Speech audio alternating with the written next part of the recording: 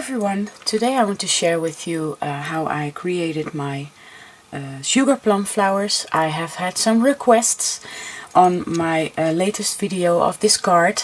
I had some requests on how I made these sugar plum flowers, so I really wanted to upload a video on how I created these. And these flowers are really not that hard to make.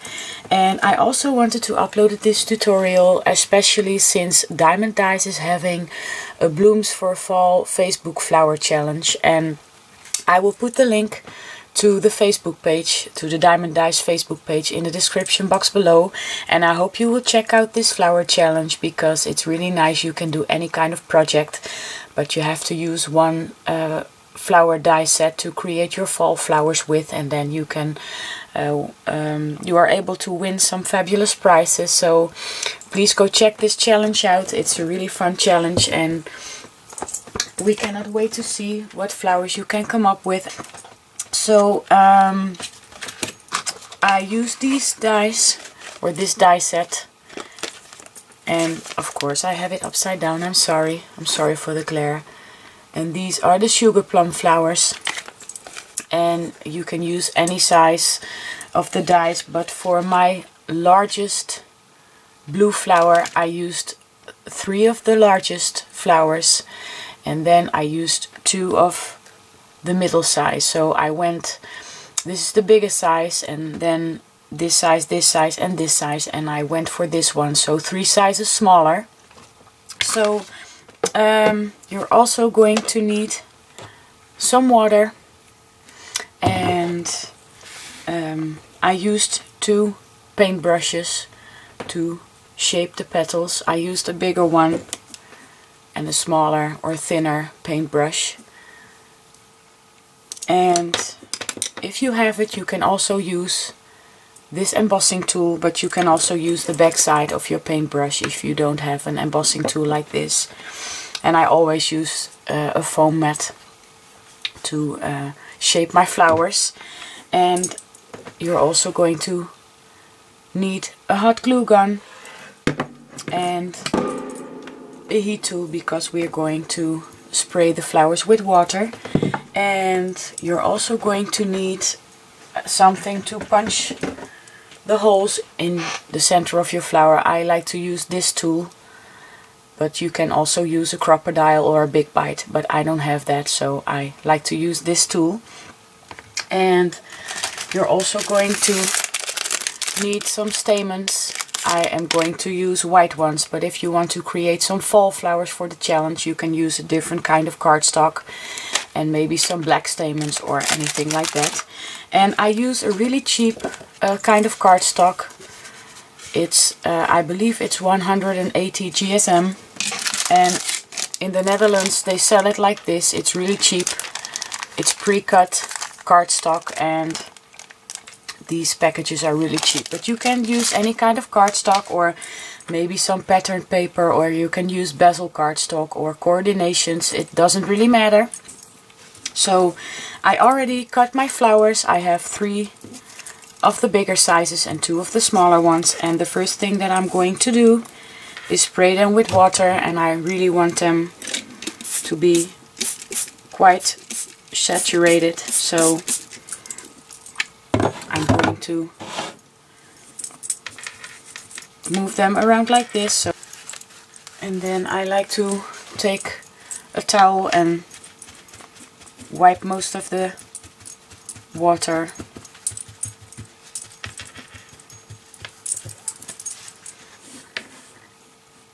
And now I take my biggest flower, and I'm going to move these aside a little bit so you can hopefully see what I'm doing.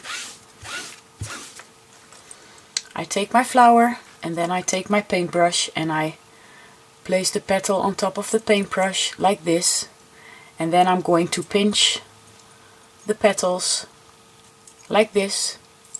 I hope you can see what I'm doing, and I will do it again. Just pinch the petals like this, And I'm going to do that to all the petals of my 3 bigger flowers. And you will end up with a flower looking like this. So I'm going to fast forward now.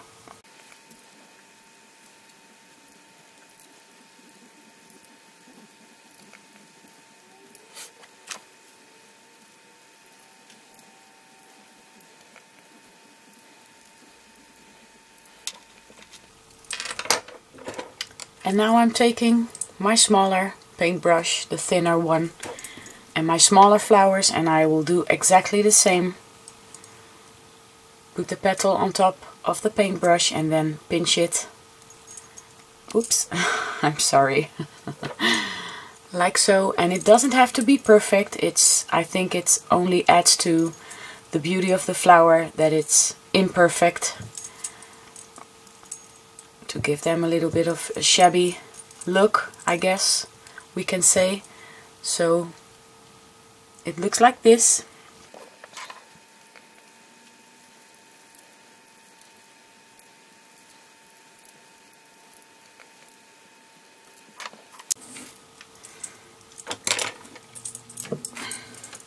And now I take my heat tool and I'm going to dry them.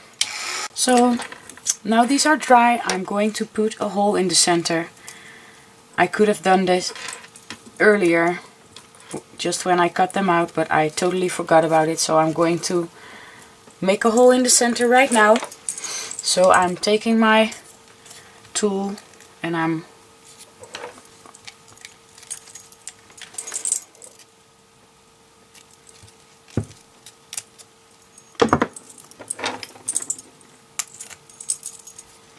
making a hole like this.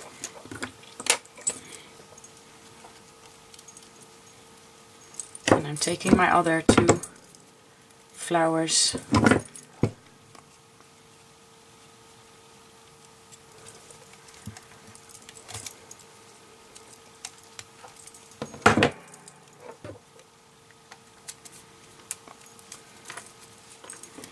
so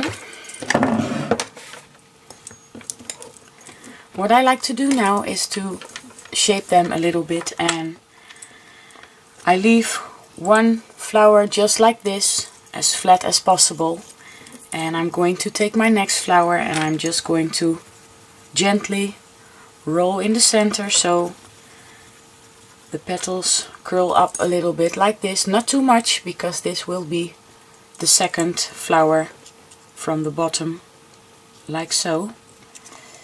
And now I'm going to take my 3rd flower and I'm going to make this one curl a little bit more like this, so this will be on top of that one. And I do exactly the same for the 2 smaller flowers. I curl this one a little bit. Oops, I'm sorry. Like so, and I will curl this one a little bit more. Hopefully you can see like this. So now I'm going to take my flowers and my glue gun, and I'm going to put some glue, and I'm being careful not to glue my center, and I'm going to alternate the petals. And if you put some glue in the center, you can always use your tool to remove some of the glue like this.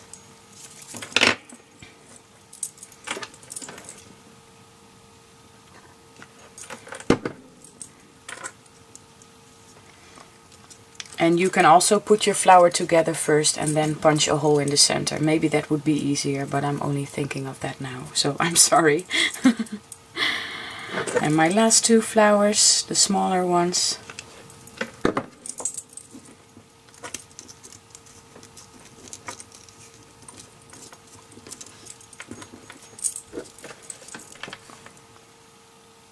And you can also use another adhesive. I love to work with hot glue, but some people think it's too fast and they don't have enough time to arrange the flowers, so you can also use another kind of adhesive. So this is the flower so far, and now I'm going to take my stamens, and I think I will be adding 3 of them. I hope it will fit. So I take my 3 stamens and I'm folding them like this, and I'm just twisting a little bit, and I hope it will fit. I put some glue in the center of my flower, so I'm going to take my tool again and make sure that I have a beautiful hole in the center of my flower, and this looks a lot better. So maybe you can adhere your flower or your layers together first and then punch a hole in the center. So I'm going to put some glue in the center of my flower, and usually I don't use hot glue for this, but for the sake of this tutorial I will, because it will dry faster. So I just pull the stamens down like this, and I'm sorry I have to use my artificial light today because it's quite dull outside. So, and now I can cut off the excess of my stamens, and now my flower looks like this.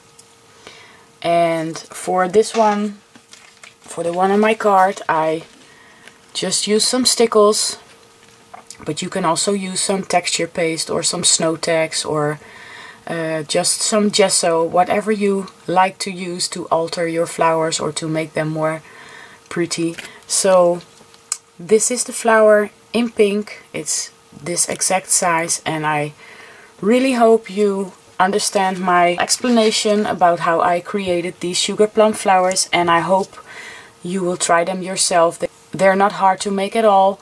They're quite easy, and you don't really need a lot of supplies. Oops.